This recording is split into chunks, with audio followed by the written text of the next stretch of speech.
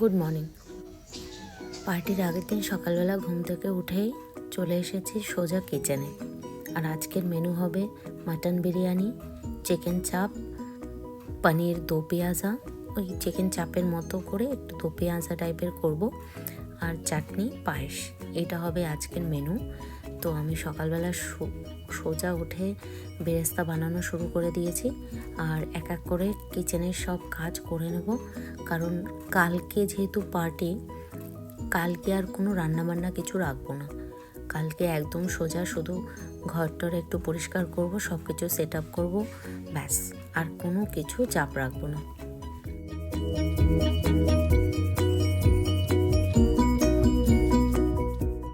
বেরেস্তা আমার এখানে প্রায় বানানো হয়ে গেছে।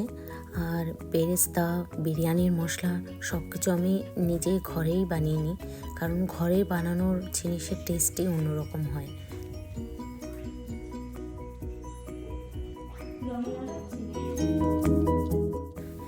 রান্না করার সময়টা না মাথাটা পুরো এত চাপে থাকি, মাঝে মাঝে যে একটা ভিডিও নেব সেটা আর মনে থাকে না।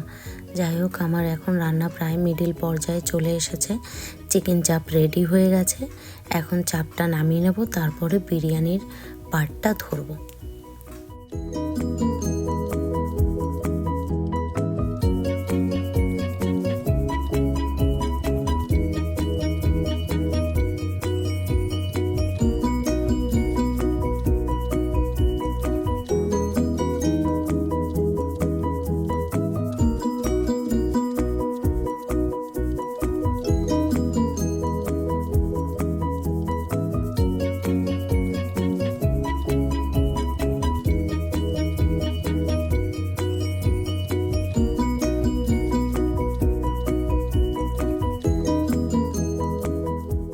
আমাদের গেস্ট ছিল 25 জন অ্যাডাল্ট, আর সঙ্গে ওই 7-8টা বাচ্চা মতো ছিল।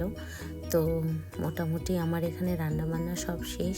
আর এতজনের বিরিয়ানি এগুলো করে না আমি খুবই এক্সস্টেড ছিলাম।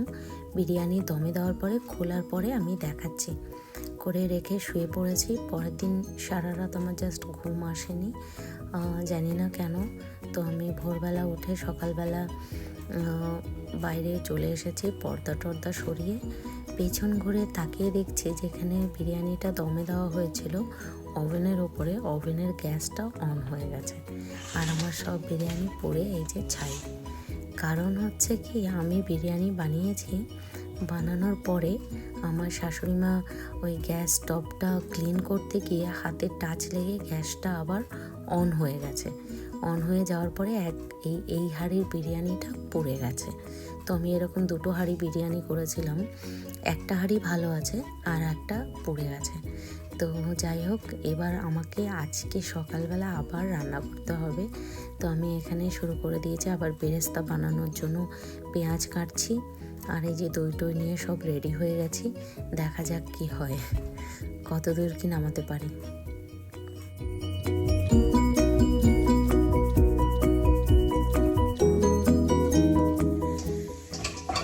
এখন আবার শুরু করি। Let's do it again. Amit মোটামুটি ওই 9টা সাড়ে 9টার দিকে মাটন আনতে চলে গেছিলো, মাটন নিয়ে চলে এসেছে। একদিকে আমি বিরিয়ানির মাটন বসিয়েছি, আর অন্যদিকে হচ্ছে পায়েস চলছে।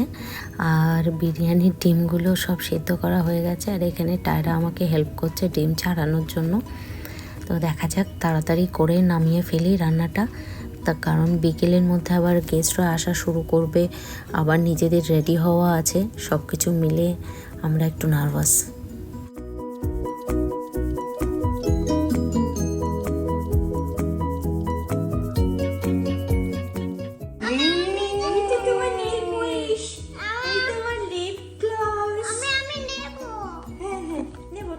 ওয়াও টায়রা, কত গিফটস!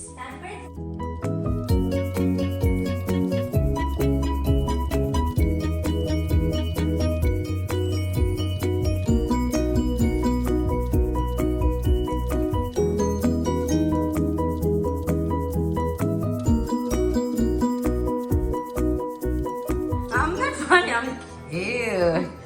এখন আবার শুরু করি। টায়রা দেখি তোমার কেমন।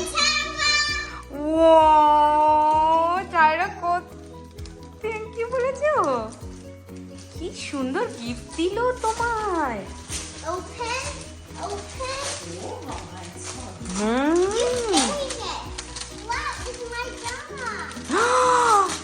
ও মাই গুডনেস, এটা কি জামা টায়রা? এটা কি জামা দেখো তো ভালো করে। ওয়াও, ভালো করে দেখো। তোমার ভাল লেগেছে? এটা পেন্টু। ও তেরি এত বো, ওরে বাবারি বাবারি, এত জামা এত সুন্দর। তোমার ভাল লেগেছে টায়রা? মনে হচ্ছে তো এটা এলসা জামা। তোমার ভাল লেগেছে? মেন কোর্সটা আমি রান্না করলেও অ্যাপেটাইজারগুলো আমি আমার বন্ধু শ্রেয়ার থেকে আনিয়েছিলাম। ও আগে একটা কেটারিংয়ের বিজনেস করতো, এখন করে না, কিন্তু আমার রিকোয়েস্টে ও দই বড়া আর এই ফিশ অর্লিগুলো বানিয়ে দিয়েছে। তো যাই হোক, ও তো ভীষণই ভালো রান্না করে। আমার তো মানে দই বড়া হলে আর কিছু লাগেই না। আমার বন্ধুদেরকে আমি বলেছিলাম তোমরা বিকেলে চলে আসবে, কারণ ব্যাকইয়ার্ডে আমরা সবাই ফটোশ্যুট করব। তো যথারীতি আজকে আমরা ব্যাকইয়ার্ডে বেরিয়ে গেছি, এখানে সব ফটো তুলব, কিন্তু আকাশটা প্রচণ্ড মেঘলা হয়েছিল। ফটো তোলার পরে মোটামুটি আকাশটা একটু কালারটা একটু অন্যরকম হয়ে গেছে, যেটা খুবই অপূর্ব লাগছে আর কি। একটা পার্পল পিঙ্ক সুন্দর একটা কালার হয়েছে।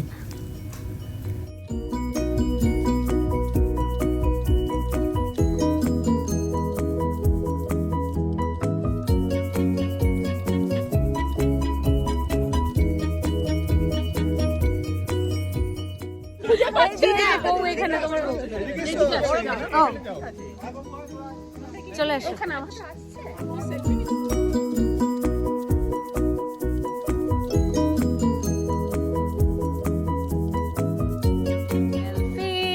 টায়রা তোমার চুলটা দেখি, তোমার চুলটা কেমন? ও ওই বাবারি, দেখেছো কি সুন্দর পেছনটা হয়ে আছে আমাদের। তোমার ড্রেসটা পিসি দিয়েছে, খুব ভালো লাগছে।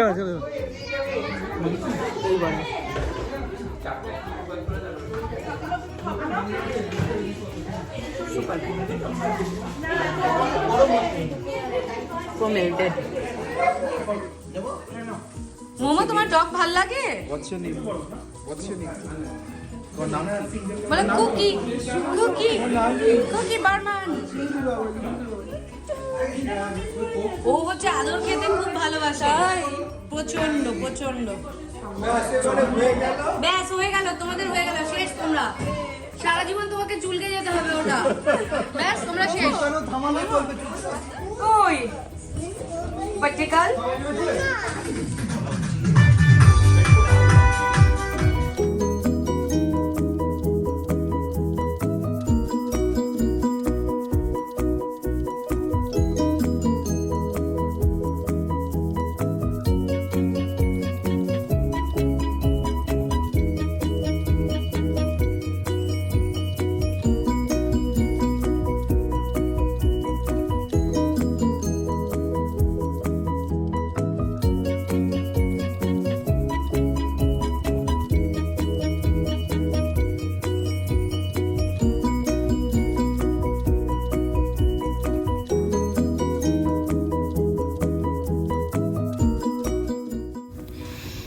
এবার টায়রা 4 বছর পূর্ণ হলো।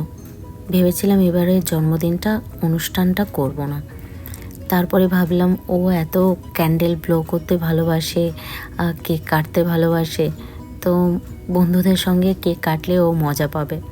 তারপরে আবার ডিসিশন চেঞ্জ করলাম। তো কষ্ট হয়েছে, নিজের অনেক খাটনি হয়েছে, বাট তার মধ্যে প্রচণ্ড একটা ভালো লাগা ছিল যে টায়রা মজা পেয়েছে, টায়রার ভালো লেগেছে। এবার যেহেতু হুট করে প্ল্যানটা করেছি, তার জন্য খুব একটা বড় ক্রাউডকে ডাকতে পারিনি। এর পরের বার 5 বছর যখন পূর্ণ হবে টায়রার, তখন তো ছোটোখাটো একটা মাইলস্টোন, তখন বেশ বড় করে আর কি জন্মদিনটা করব সেটা ভেবেছি। দেখা যাক, ভগবান যদি সব কিছু ঠিকঠাক রাখে সামনের বার খুব ভালো করে ওর জন্মদিনটা করব।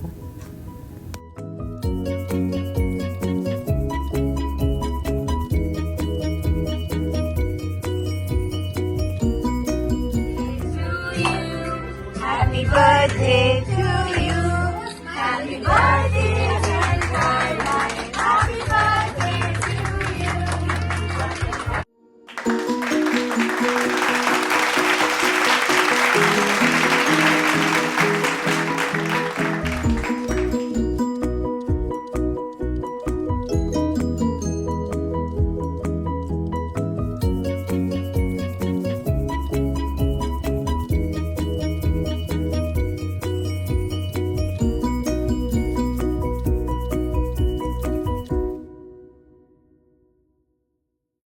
তারপরে আমাদের ফেভারিট পার্ট, ফটো সেশন। সবাই মিলে আমরা প্রচুর ফটো তুলেছি, প্রচুর আড্ডা মেরেছি। তারপরে আরেকটু আড্ডা মারা হবে, বাচ্চাদের খাওয়া দাওয়া হবে এখন। তারপরে আমরা আমাদের ডিনারটা লাস্টে করব। তো এখন এখানের পার্টটা চুকিয়ে আমরা ওপরে যাই, ওপরে গিয়ে বাচ্চাদের খাওয়া দাওয়াটা দিয়ে দিই, কারণ ওরা না খেলে পরে আমাদেরকে ওরা শান্তিতে খেতে দেবে না, আর আমাদের খাওয়া হচ্ছে খুবই ইম্পর্ট্যান্ট।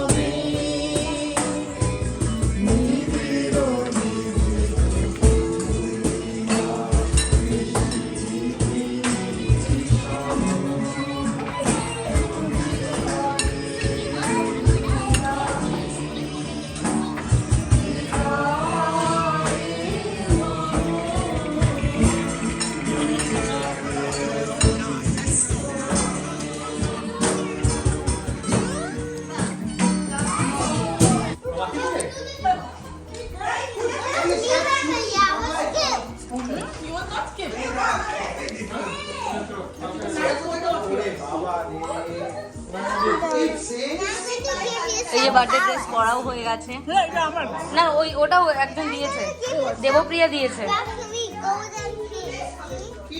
এই যে আমার মটন বিরিয়ানি, চিকেন চাপ, এটা হচ্ছে পনির চাপ প্লাস দো পেঁয়াজা টাইপের, আর হচ্ছে এটাও চিকেন চাপ, এখানে লেগ পিসগুলোকে আলাদা করেছি, স্যালাড, চাটনি, দিস ইজ রায়তা, আর ডেজার্টে এখানে আছে পায়েস, কারণ অন্য কিছু করার টাইম পাইনি, আর হচ্ছে কেক।